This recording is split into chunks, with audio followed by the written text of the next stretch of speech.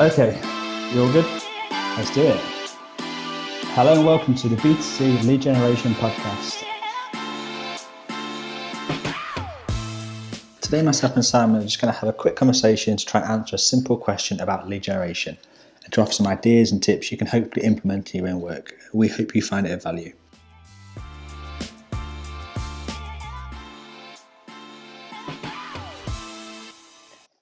Welcome back to the B2C Lead Gen Podcast. My name is Daniel Hopewell here with co-host Simon Delaney, and this is episode 38. Why do people buy cheap leads? Simon, that sounds like and is a loaded question, but we'll try and be critical about this as best as possible. Why is it that people or companies buy cheap leads? So I think there are a number of factors, but they can sort of break down into one particular thing, which we'll go into. So the first thing is people buy cheap leads, or in some cases data that isn't leads, right? So I think it's important that we make that distinction, which is people know they're going to get contacted or people know they don't. One's just data, one is lead. So the first thing is because it's cheap. So they think they're getting more bang for their buck, I suppose. It's just like anything, you know, if you can get more of it, it feels like it's going to be more beneficial in some way. So I would say that's definitely a sort of psychological component that people can't dismiss. And it's, you know, and you can sort of understand why most people think this way about certain things. You know, it's like the all-you-can-eat buffet. Yeah, what's the quality of the food like there? Exactly. The second reason will be a sort of financial consideration. So, yeah, I know some companies that make a lot of money out of particularly call centers dialing very cheap records because or cheap data, the ROI on a sort of high ticket item can be high based on like a lot of agents calling a load of rubbish data. That isn't to say they wouldn't make even more or the same doing something else, but that's the financial model they've chosen to follow. Yeah, that's up to them. Do I agree with it? No, but you know, I don't run their business, so that's another one. But the other reason is, well, there's two other reasons. So one is people just want marketing qualified leads. So this could be people are just, they want to email, right? So it's just like a newsletter sign up or some other like lower intent record, which can be cheap. The idea is that you then shouldn't be trying to sell to those people though, because they're not in that deal stage. You know, they just want to know more information. But when you actually dig into a lot of these things, and we may as well concentrate on where the biggest thing of buying cheap leads is, which is call centers, right? So particularly in the UK, I think it's the same across Europe and in the US though. What this is, it works in two ways. So it's either one, there is a brand and they have a call center or a big call center and they're buying data in and they've got loads of agents, or it's a brand that has outsourced their sales function to a call center. So if we deal with the brand that has its own sales function, where you would have a large call center dialing loads of cheap data, I would say 9 times out of 10, you'll find that it's a sort of non-emotive product. Like, you remember PPI, like PPI was, where it could be like literally anything. No one like gives two shits which companies like giving them PPI deals or whatever.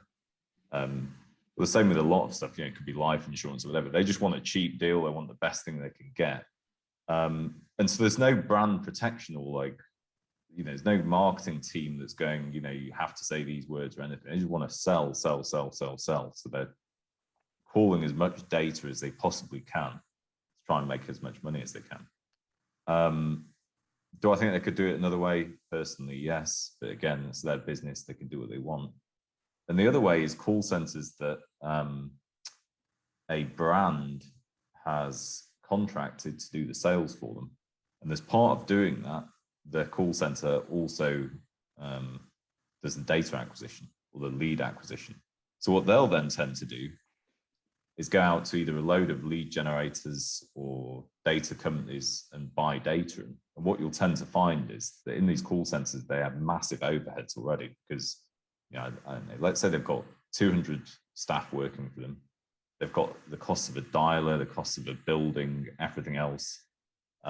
These costs are substantial, and the different fluctuations day by day, depending on what the weather's like, what was on TV last night, whatever, can impact the call center in different ways.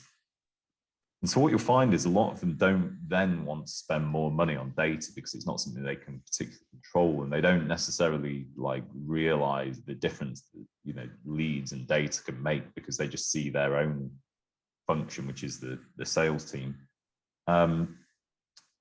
So you'll find a lot of those call centers buy cheap data or cheap leads, and they'll do it in one of two ways. There's some that do it more for training purpose. So they'll bring new recruits on and stuff, and they don't necessarily want to give them high quality leads because they're worried about whether they're actually going to make it convert or not. But there's others that's just entire operations based on data as cheap as they can get it.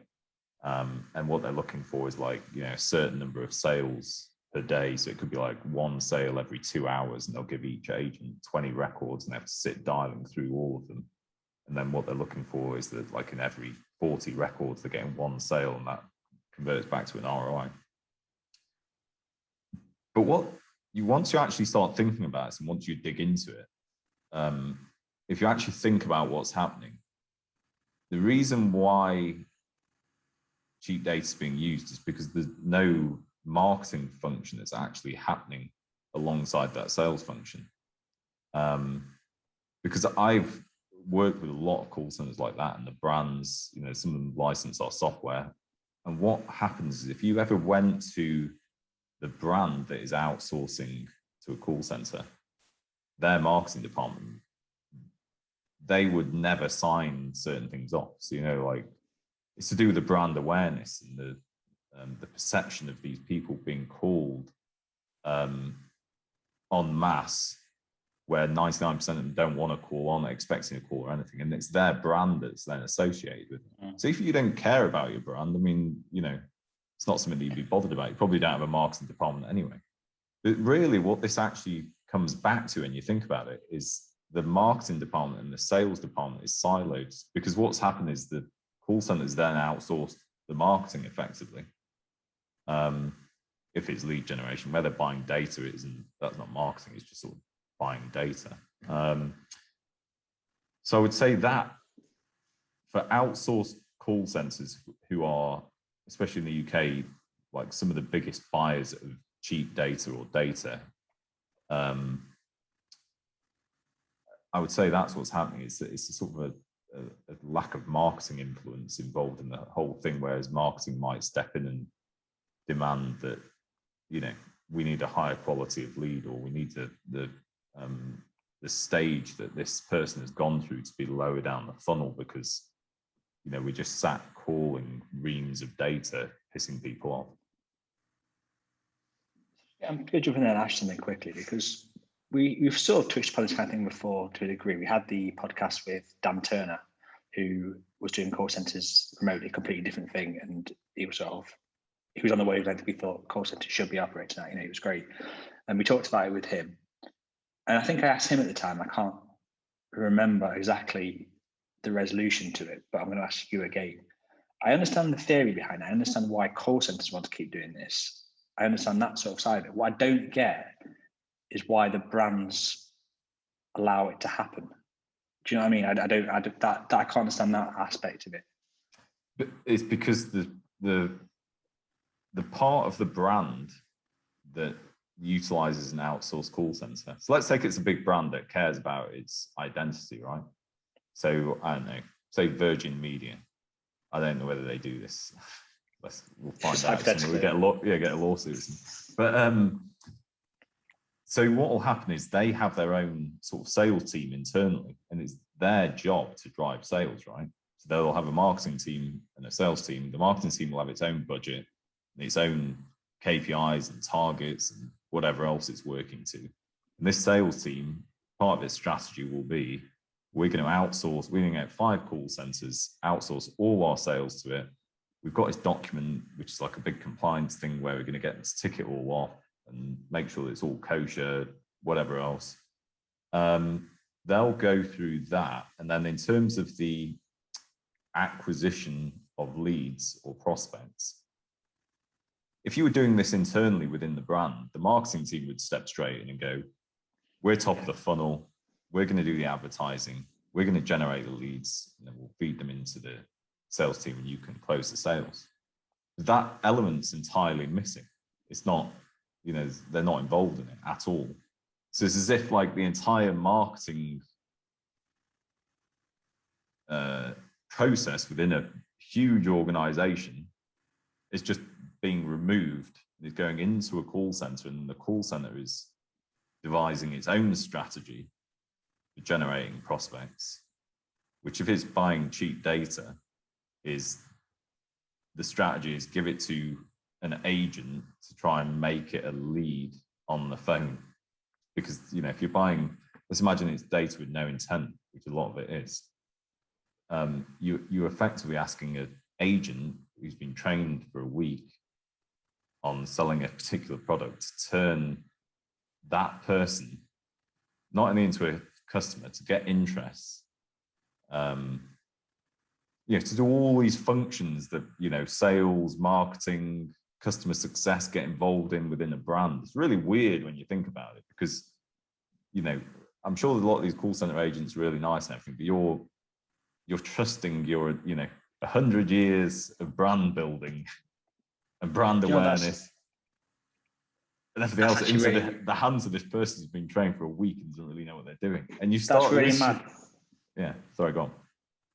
It's just, I just said it, and it's a personal experience, so I can name the brand. So I used to be on Virgin Mobile and media and stuff at my old house, and then I switched to Sky when I switched to this new house.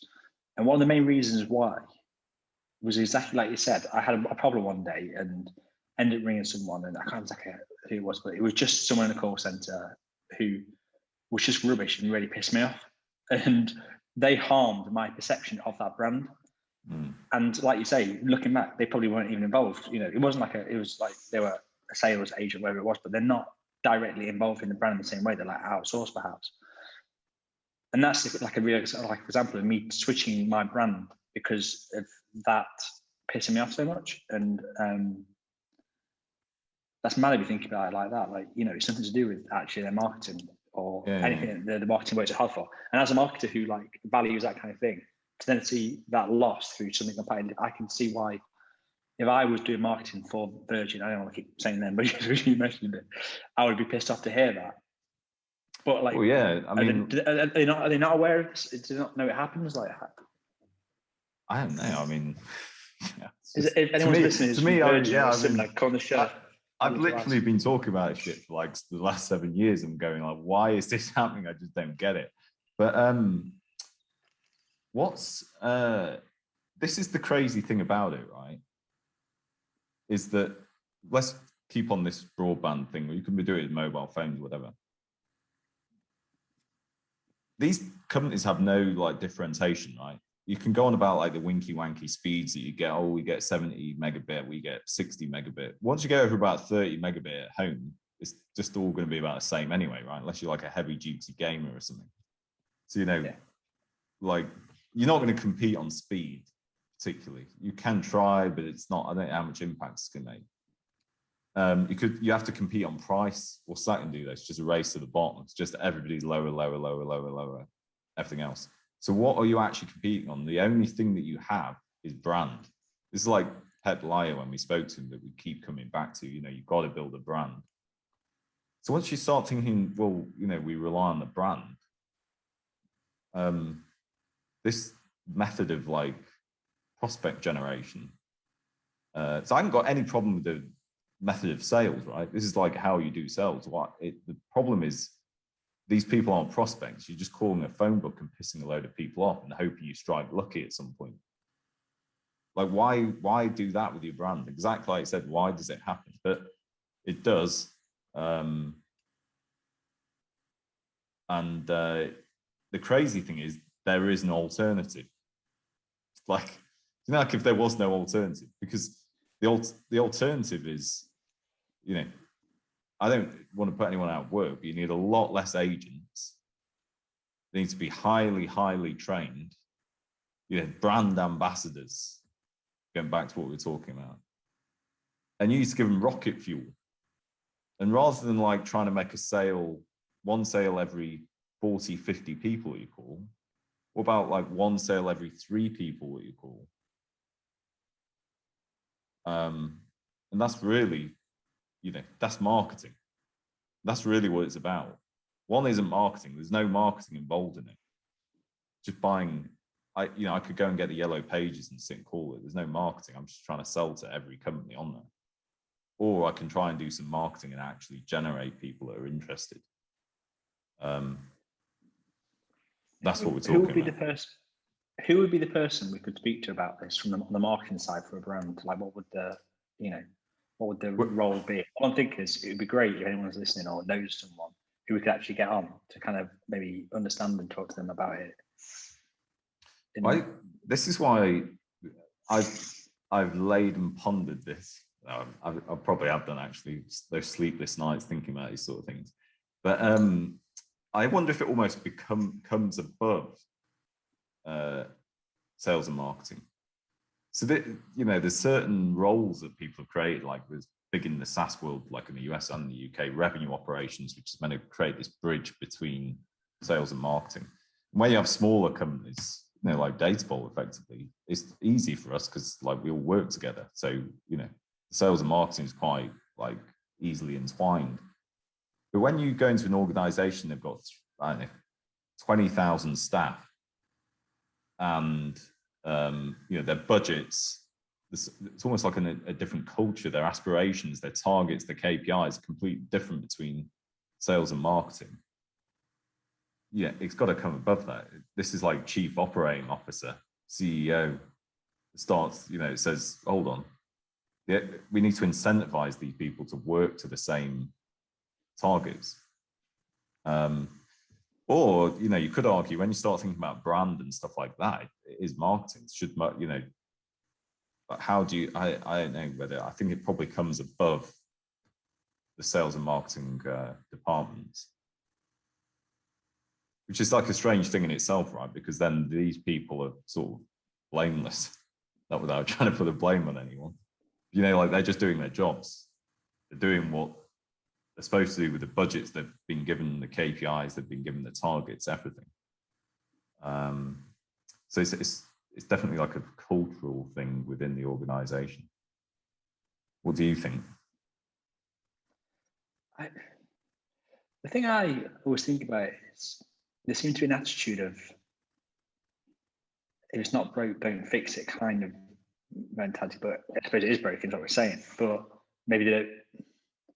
It's almost like they're just ticking along, and providing they're just doing enough to keep going.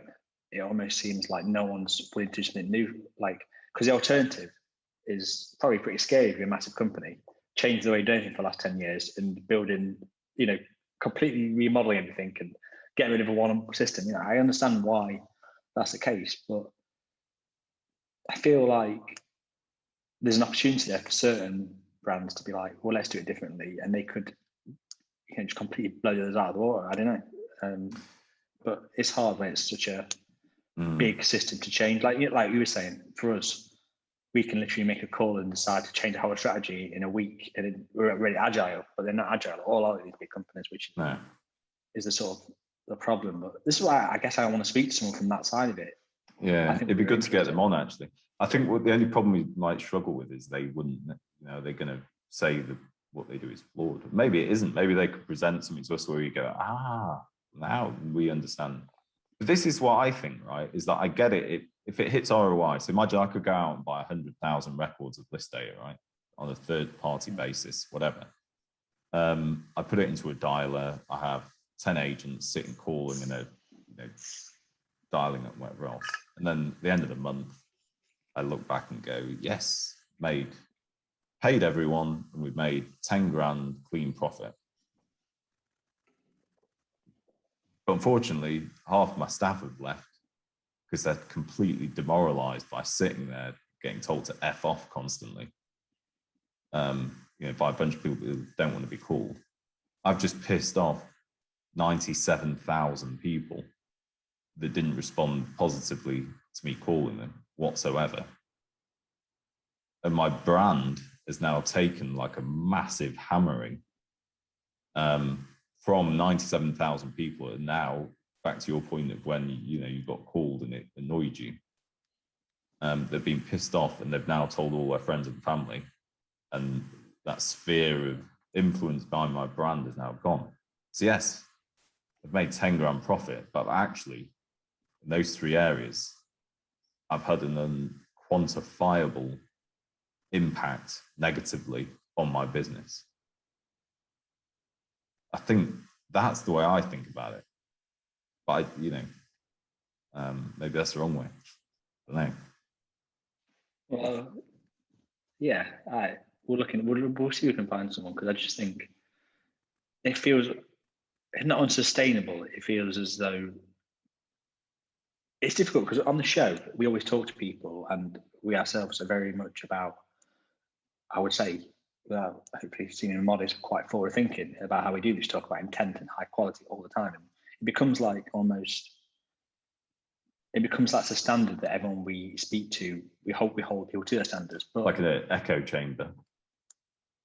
But well, then, yeah, exactly. The problem is we start to think everyone's like that, and it's almost like we need to try and get the other side a little bit on there just to sort of examine it, because it sort of makes you wonder whether the other side know that it's not sort of,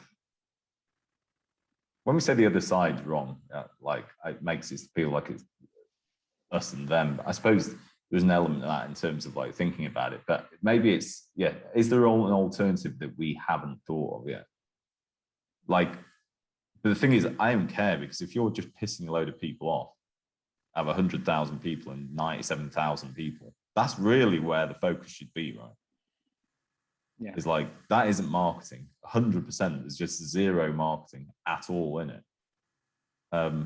There's zero like brand strategy or awareness or anything else. It's effectively cold calling.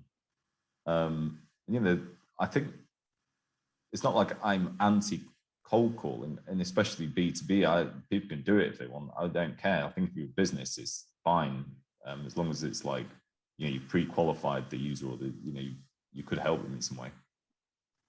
But to consumers, cold calling, 2021. That's the interesting thing of looking at it. It's actually changing amongst the consumers that then it won't tolerate it, so they have to find an alternative. And you hope that would be the case, whatever the motivation is. But when you think about like call centers and like their list data and things like PPI, and then you go even like darker into the dredges of like payday loans or like kind of like scummy sort of stuff, that you're right, it's not proper marketing, is it? It's not even like the professional ones we speak to, the talented lead generators and marketers, the creative people, they all kind of turn their noses up at that kind of thing, because it's not really marketing. It's just, I don't know what it is. It's just sort of like just try and make money in the trashiest, quickest way possible. But what I'm trying to come back around to in naming the big brands is, hopefully there becomes a tipping point where they think, well, we don't want to be associated. We need to protect our brand and do things differently. But we'll see. We'll see what happens. I think it's probably a good point there to wrap it up, because I think we sort of answered why people buy cheap leads quickly, and then very quickly went on to why they shouldn't be doing it, really. So I don't know how there is a few different reasons that we discussed, but I think ultimately it definitely comes down to, there is either no marketing function, or if there is, they don't care about the brand, or the marketing and sales function is siloed. Like, ultimately, that's what it comes down to. Because I think if any of those don't exist, it sort of wouldn't happen. Cool. Okay, we'll end by saying, if anyone does know anyone or is involved in that kind of thing and feels to have something to offer to the conversation, by all means contact one of us, because we want to dive in even more deeply into it. Cool. That was episode 38 of the B2C Lead Gen podcast. Why do people buy cheap leads? Cool. Thanks for listening to the B2C Lead Generation Podcast. Be sure to hit subscribe to hear more from those at the very cutting edge of the lead gen world.